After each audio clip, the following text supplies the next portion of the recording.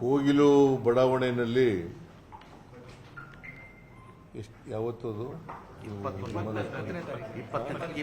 December 20 December 20 December 20ನೇ ತಾರೀಕು ಸರ್ಕಾರಿ ಜಾಗದಲ್ಲಿ ಅಕ್ರಮವಾಗಿ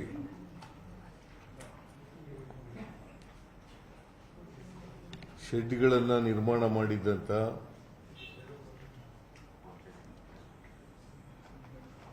ಸುಮಾರು 167 ಮನೆಗಳನ್ನು 67 ಶೆಡ್ಗಳನ್ನು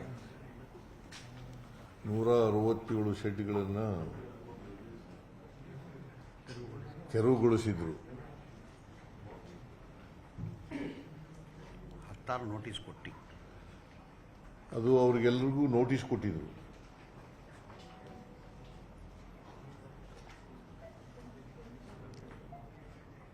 ನೋಟಿಸ್ ಕೊಟ್ಟ ಮೇಲೆ ತೆರವು ಮಾಡಿ, ನೀವು ಸರ್ಕಾರಿ ಜಾಗ ಇದು,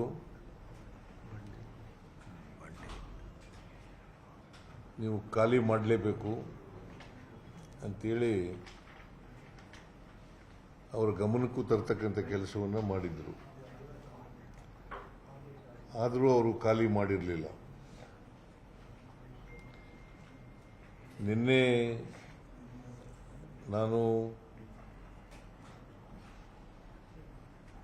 ವಸತಿ ಸಚಿವರಾದಂಥ ಶ್ರೀ ಜಮೀರ್ ಅಹಮದ್ ಖಾನ್ ಅವರನ್ನು ಮತ್ತು ನಮ್ಮ ಪೊಲಿಟಿಕಲ್ ಸೆಕ್ರೆಟರಿಗಳಾದಂಥ ನಸೀರ್ ಅಹಮದ್ ಅವರನ್ನು ಕಳಿಸಿಕೊಟ್ಟಿದ್ದೆ ಜಾಗಕ್ಕೆ. ಇವತ್ತು ಡಿ.ಕೆ. ಶಿವಕುಮಾರ್ ಅವರು ಕೂಡ ಅಲ್ಲಿಗೆ ಭೇಟಿ ಕೊಟ್ಟಿದ್ದಾರೆ, ಅಧಿಕಾರಿಗಳ ಜೊತೆಯಲ್ಲಿ ಭೇಟಿ ಕೊಟ್ಟಿದ್ದಾರೆ.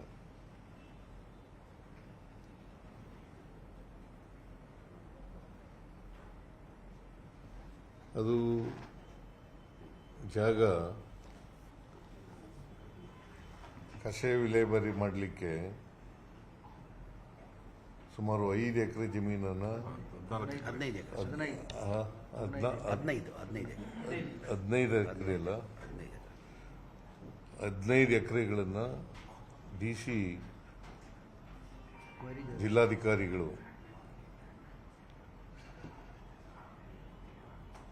ನಗರ ಪಾಲಿಕೆಗೆ ಸ್ಥಳ ಹಸ್ತಾಂತರ ಮಾಡಿದ್ದಾರೆ.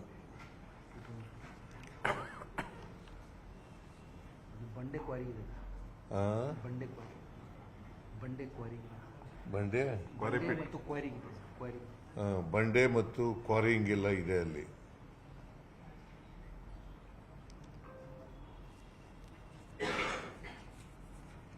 ಅವರು ಕಸ ಕೂಡ ಅಲ್ಲಿ ಹಾಕ್ತಾ ಇದ್ದಾರೆ.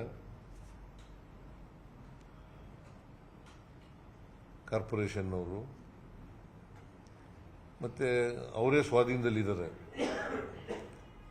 ಹಸ್ತಾಂತರ ಆದ್ರಿಂದ ಇವತ್ತಿನವರೆಗೆ ಸ್ವಾಧೀನದಲ್ಲಿದ್ದಾರೆ.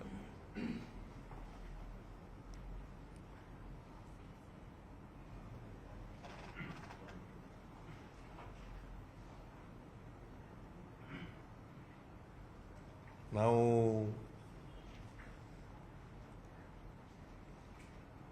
ಸುಮಾರು 20-21ರಿಂದ ಈ ರೀತಿಯಾಗಿ ಅಕ್ರಮವಾಗಿ ಶೆಡ್ಗಳನ್ನು ಕಟ್ಟಿಕೊಂಡು ಅಲ್ಲಿ ವಾಸ ಮಾಡ್ತಾ ಇದ್ದವರು. ಅದಕ್ಕೆ ಆ ಸಂಬಂಧ ಆ ಭಾಗದಲ್ಲಿದ್ದಂಥ ರೆವಿನ್ಯೂ ಆಫೀಸರ್ಗಳು ಅಥವಾ ಕಾರ್ಪೊರೇಷನ್ ಅಧಿಕಾರಿಗಳು ಅವ್ರ ಮೇಲೆಲ್ಲ ಕ್ರಮ ತಗೋಬೇಕು ಅಂತ ಹೇಳಿದ್ದೀನಿ.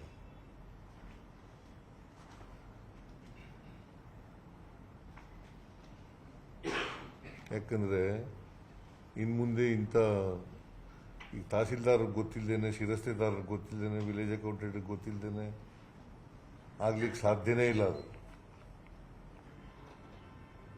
Illegal encroachment. Illegal encroachment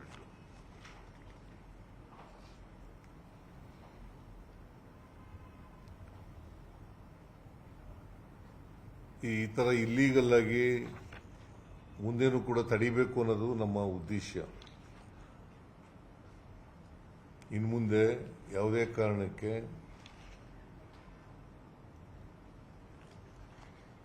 illegal ಆಗಿ ಮನೆ ಕಟ್ಟತಕ್ಕಂಥದ್ದು, ಅಲ್ಲಿ ವಾಸ ಮಾಡ್ತಕ್ಕಂಥದ್ದು, ಅದನ್ನು ಅವಕಾಶ ಮಾಡಿಕೊಡಕೂಡದು ಅಂತಕ್ಕಂಥ ಸ್ಟ್ರಿಕ್ಟ್ ಇನ್ಸ್ಟ್ರಕ್ಷನ್ಸನ್ನು ಸಂಬಂಧಪಟ್ಟಂಥ ಎಲ್ಲ ಅಧಿಕಾರಿಗಳಿಗೆ ಕೊಟ್ಟಿದ್ದೇನೆ. ಒಂದು ವೇಳೆ ಮನೆ ಕಟ್ಟಿದರೆ ಅದಕ್ಕೆ ಸಂಬಂಧಪಟ್ಟಂಥ ಅಧಿಕಾರಿಗಳೇ ಜವಾಬ್ದಾರರು ಅಂತಕ್ಕಂಥ ಮಾತುಗಳನ್ನು ಕೂಡ ಹೇಳಿದ್ದೇನೆ.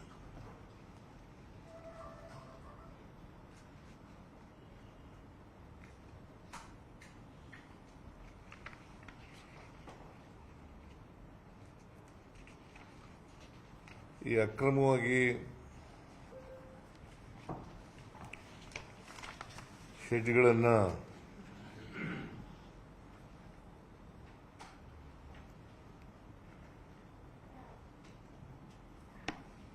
ಯಾರ್ಯಾರು ವ್ಯಕ್ತಿಗಳು ಅಲ್ಲಿ ಅಕ್ರಮವಾಗಿ ಮಾಡ್ಕೊಂಡಿದ್ರು, ಶೆಡ್ಗಳನ್ನು ನಿರ್ಮಾಣ ಮಾಡ್ಕೊಂಡಿದ್ರು, ವಾಸವಾಗಿದ್ರು,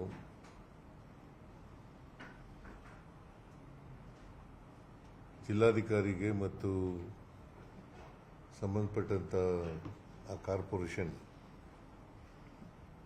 ಕಮಿಷನರು ಅವ್ರಿಗೆ ಹೇಳಿದ್ದೀನಿ, ನಾಳೆ ನಾಳಿದ್ದು ಅದನ್ನೆಲ್ಲ ವೆರಿಫೈ ಮಾಡಿ ಜಿನೈನ್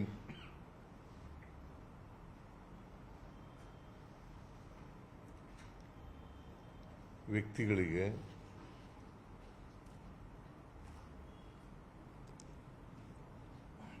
ಪರ್ಯಾಯ ವ್ಯವಸ್ಥೆಯಿಂದ ಮಾಡಿಕೊಡಬೇಕು ಅಂತೇಳಿ ಸರ್ಕಾರ ತೀರ್ಮಾನ ಮಾಡಿದೆ.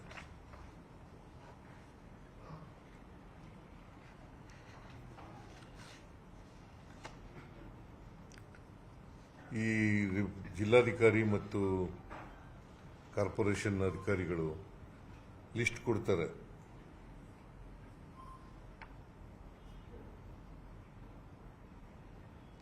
ಯಾರೆಲ್ಲ ಎಲಿಜಿಬಲ್ ಇದ್ದಾರೆ ಅವರೆಲ್ಲ ಲಿಸ್ಟ್ ಎಲ್ಲ ಕೊಡ್ತಾರೆ. ಆ ಲಿಸ್ಟಿನ ಆಧಾರದ ಮೇಲೆ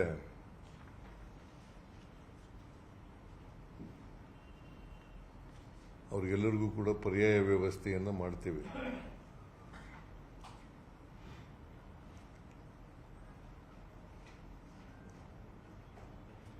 ಈ ವಿಚಾರದ ಬಗ್ಗೆ ನನ್ನ ಜೊತೆಯಲ್ಲಿ ಡೆಲ್ಲಿನಲ್ಲಿ ಕೆ.ಸಿ. ವೇಣುಗೋಪಾಲ್ ಅವರು ಕೂಡ ಚರ್ಚೆ ಮಾಡಿದ್ದಾರೆ.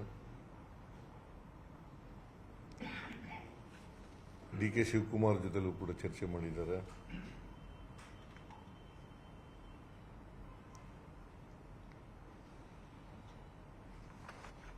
ನಾನು ಅವ್ರಿಗೆ ಹೇಳಿದ್ದೀನಿ ಆಲ್ಟರ್ನೇಟಿವ್ ಅರೇಂಜ್ಮೆಂಟ್ ಮಾಡ್ತೀವಿ ಅಂತ. ನಿರ್ಭೀತ, ನಿಷ್ಪಕ್ಷಪಾತ, ವಿಶ್ವಾಸಾರ್ಹ ಸುದ್ದಿಗಳಿಗೆ ಮತ್ತೊಂದು ಹೆಸರಾಗಿರುವಂತ ನ್ಯೂಸ್ 18 ಕನ್ನಡ ಈಗ ಆಪ್ನಲ್ಲೂ ಲಭ್ಯವಿದೆ. ದಯವಿಟ್ಟು ಇಲ್ಲಿರುವ QR ಕೋಡ್ ಅನ್ನ ಸ್ಕ್ಯಾನ್ ಮಾಡಿಕೊಂಡು ಆಪ್ ಅನ್ನ ಡೌನ್ಲೋಡ್ ಮಾಡೋದಕ್ಕೆ ಮರಿಬೇಡಿ. ನಿಮ್ಮ ಬೆಂಬಲ ಹೀಗೆ ಸದಾ ನಮ್ಮೊಂದಿಗಿರಲಿ. ಧನ್ಯವಾದ.